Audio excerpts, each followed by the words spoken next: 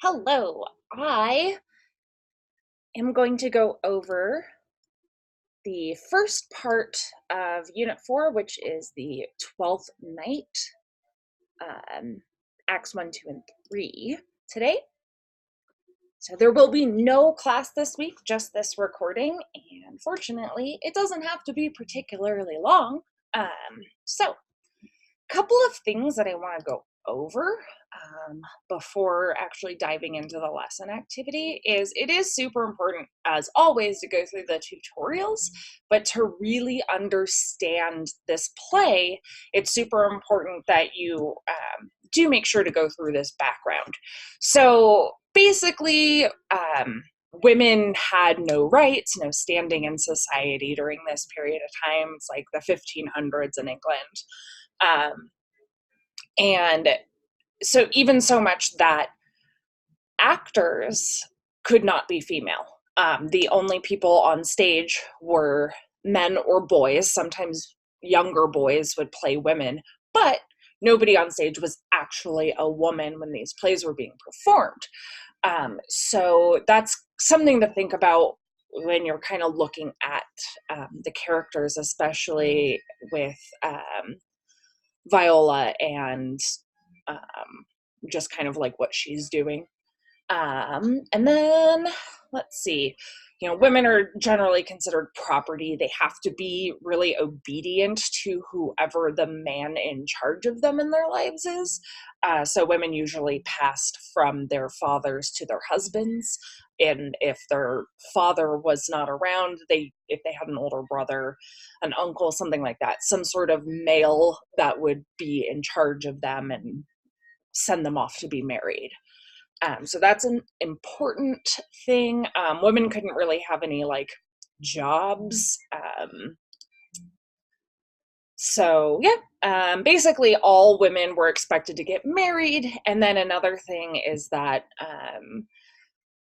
you didn't really move in between social classes. So even like women of a lower social class would not marry a man of a higher social class, and vice versa.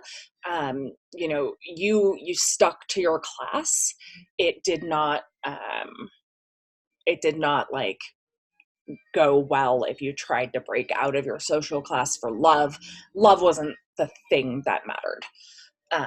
So just with that little bit of info, and then just sort of like going through.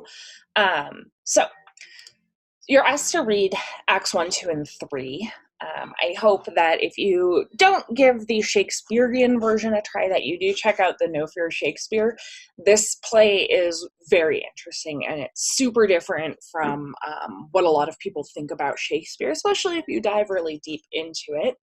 And you might have some experience with this play already, as it was adapted into a movie with Amanda Bynes, and I'm blanking on the name right now. She plays soccer. I'm going to look it up real fast.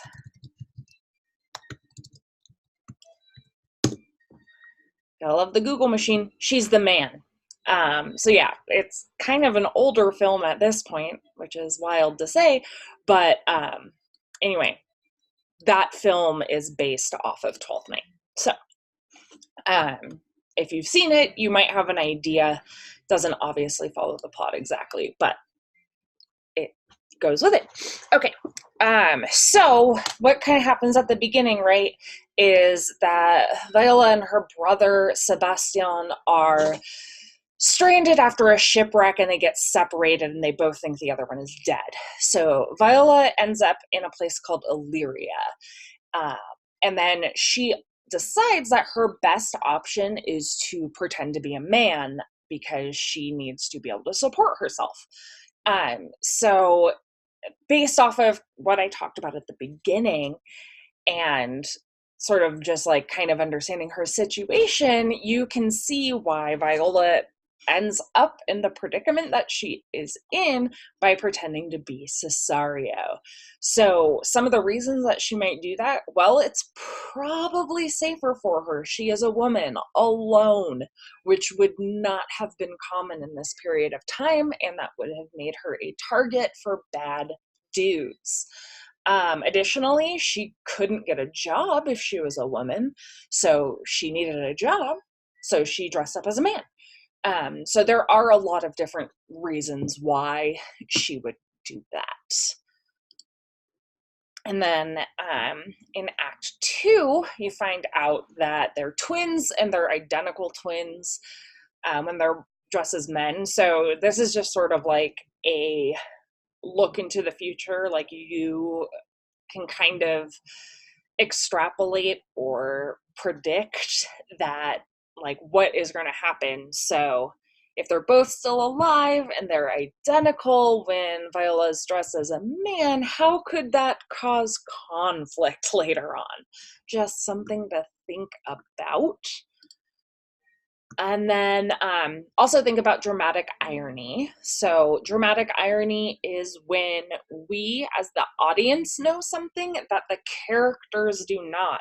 So clearly the most obvious one is going to be the fact that we know Viola is dressed up as Cesario, and that Cesario is actually a woman.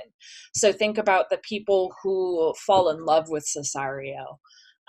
We know Cesario is a woman, so in more than one, or I guess with Olivia falling in love with him, there's irony there. But then there's also the fact that Duke Orsino seems to be developing feelings for Cesario, which would contradict standard gender norms and heteronormative ideals of what relationships should be. But Cesario is actually a woman anyway. So we have a couple things going on there. Sorry, I don't know if that's exactly in Act 2 entirely, but that's what's going on as far as dramatic irony goes. Okay. And then again, you can explain how it gets even crazier in Act 3, Scene 4. Okay. So if we're looking at the characters and then their relationships to each other, we have Duke Orsino. So he's the Duke of Illyria, which means he's sort of like in charge of it. He is in love with Olivia at the beginning of the play. And then Viola / Cesario is his page. So Olivia is a rich countess. She rejects Duke Orsino's love advances. She's not interested in marrying him. Her brothers just died. But then she meets Cesario and falls in love with him, which is conflict because Duke Orsino is trying to marry. Viola, aka Cesario, is a twin to Sebastian, and she dresses like a man and becomes Duke Orsino's page, which just basically means she works in his household. And Cesario is used to try to help Duke Orsino court Olivia, or make her fall in love with him, which is how she ends up falling in love with Cesario. Sebastian is Viola's twin brother.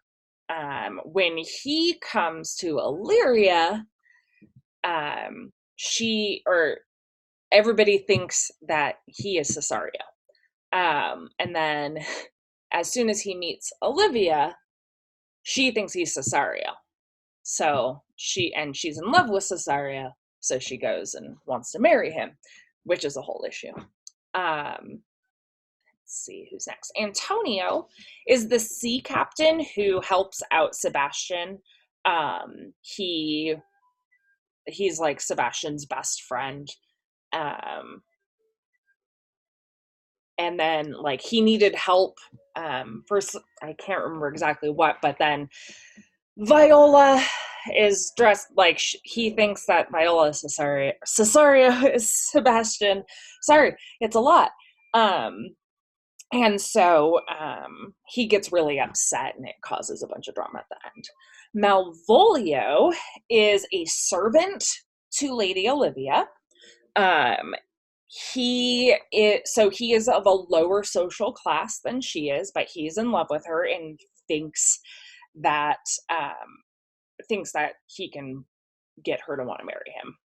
So that's a big issue. And then his name, if you think about Latin roots and like Spanish and stuff, mal is bad. So he's just sort of like indicated to be a bad guy. Maria is Lady Olivia's like handmaid, basically. Like she's her woman in waiting, like she helps her get ready, all of that. Sir Toby Belch is Lady Olivia's uncle, and they live together. He is like her caretaker, and he drinks a lot, so Belch is a good name to help remember that. He's like always drunk. Sir Andrew Aguecheek is a knight who is friends with Sir Toby, and Sir Toby is trying to get him to court Olivia, because when Aguecheek and Sir Toby are talking about Lady Olivia, Sir Andrew Aguecheek buys Sir Toby more drinks. Feste is a clown, which means, or a jester, like he's of a lower social class. He is a servant to the Duke, but jesters and clowns and all that, they had a really important sort of like separate role in society, because they were the only ones who were allowed to talk smack or speak poorly of people in the higher classes, because they were doing it in a humorous manner. So that is him. Give me 1 second. Let me get my notes up for the next part. And then the last three, Valentine, Curio, and Fabian, they're just servants. Fabian is another servant to Olivia, and then Valentine and Curio are servants to Duke Orsino. So that's really it as far as that goes. And then for part B, so the title 12th Night is a reference to the Feast of the Epiphany, celebrated 12 days after Christmas. It was an occasion on which people indulged in revelry and merrymaking, and the social order was turned upside down. Servants dressed as masters, men dressed as women, and so on. So in just a couple of paragraphs, you're just supposed to talk about how things are turned upside down in 12th Night. So one way, obviously, would be the Viola Cesario situation. Women would not dress as men in society. So that's one way that the social order is turned upside down. You also have Malvolio's love interest to Olivia. Because he's interested in her, that's an impossible match. That's not something that could happen because of the social class difference. You can also think about, again, with Duke Orsino first being in love with Olivia and then starting to like question his feelings regarding Cesario, who is a boy but's actually a woman. That would be considered something out of the social norm and would be like the social order being turned upside down. So those are a couple of things. You really only need to write like 2 paragraphs. So you can choose 2 of the examples. If you know of different ones, you can totally include that as well. But that's the only lesson activity for the first part of 12th Night. And because you have 2 weeks to go over the whole play, it would be super awesome if you tried, if not to read it yourself or like find a version of it online, at least watch that Amanda Bynes movie. Again, it's pretty funny, gives you at least an idea of what's going on. All right, so as far as the unit activity goes, it's very, very, very, very, very similar to the one that you did for Unit 3. you were doing the same thing. You were doing 2 video performances. Please make sure they are videos. This doesn't work with text. And since you'll already have done Act 2, Scene 5, you could totally get started on this right now.